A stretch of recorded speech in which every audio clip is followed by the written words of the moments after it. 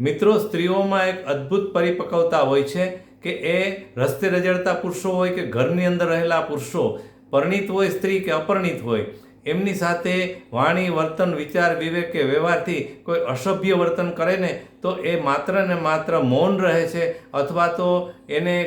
ગણતરીમાં લેતી નથી, અથવા તો એ હાસ્યમાં કાઢી નાખે છે, એટલે કે હસી નાખે છે. આ વસ્તુ એ માત્ર ને માત્ર મેન્ટલ હોસ્પિટલના જે સ્ટાફ હોય છે ને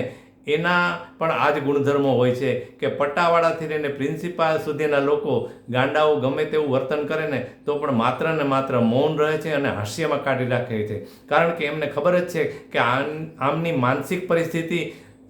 એકદમ બેલેન્સમાં છે જ નહીં, એટલે આ ગમે તે આવું વર્તન કરે છે. એટલે સ્ત્રીઓ પણ એમ જ વિચારે છે કે હું એક આવા મેન્ટલ હોસ્પિટલના એક દર્દીને સાચવી રહી છું, એટલે માત્ર ને માત્ર હાસ્ય અને મૌનથી જ પોતાની પરિપક્વતા બતાવે છે.